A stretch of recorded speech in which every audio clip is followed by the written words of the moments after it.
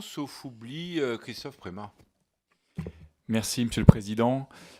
Merci, Monsieur le rapporteur, pour un rapport qui, unanimement, a été salué ce matin. Moi, je voudrais revenir sur 3 points. D'abord, là, effectivement, saluer la méthode participative, hein, que vous avez adoptée avec les consultations, etc. D'ailleurs, c'est dans l'esprit de ce que souhaite aussi le président de l'Assemblée nationale, puisqu'il y a des consultations numériques en amont maintenant de plus en plus qui se développent. Et vous avez pu profiter d'auditions ciblées avec un questionnaire. Alors peut-être que le petit bémol, c'est qu'on aurait aimé en savoir un peu plus sur l'exploitation des résultats avec un ou deux paragraphes. Je sais que c'est pas l'objet parce que c'est un rapport pour avis, mais comme le thème est très bien ciblé, il est central, il est intelligemment étudié, ça aurait été intéressant pour que peut-être on puisse continuer à adopter cette méthode-là.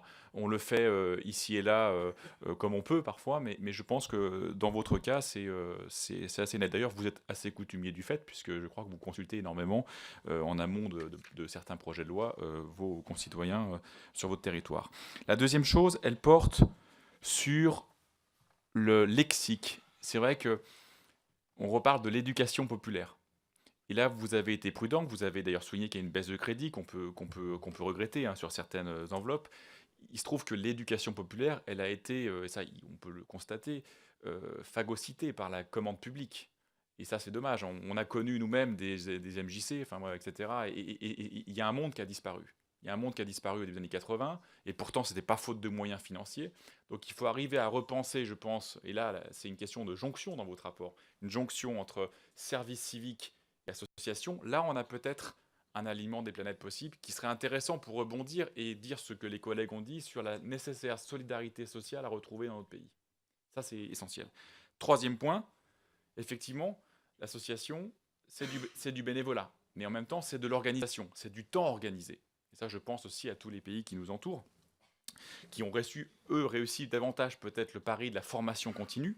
Mais sur la question de la professionnalisation des associations, ça concerne évidemment le côté financier, l'impact juridique. On sait qu'il y a beaucoup de contrats associatifs qui sont quand même très précaires.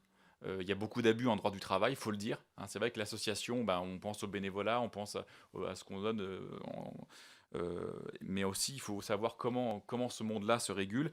Je crois que vous avez quand même donné quelques pistes qui sont très intéressantes parce qu'elles sont d'abord adossées à une vision, et je pense que si tous les rapports étaient comme ça serait encore beaucoup plus utile. C'est la question de la jonction cette fois entre la VAE, la validation des acquis d'expérience, et le compte personnel activité. Parce qu'effectivement, pour des gens qui sont des bénévoles, on va pas salarier les associatifs, c'est pas mais pour des gens qui pourront valoriser dans le cadre d'une formation continue leur investissement associatif, si on arrive à terme, alors vous ne l'avez pas dit, mais est-ce que ça serait une possibilité d'intégrer la VAE, la validation des acquis d'expérience, dans le CPA pour l'avenir? C'est quand même ce qu'on souhaite, et je crois que votre rapport tend à démontrer la validité de cette thèse. Je vous remercie. Merci, Christophe Prémat. Monsieur le rapporteur, j'espère que vous ne ployez pas trop sous le poids des louanges.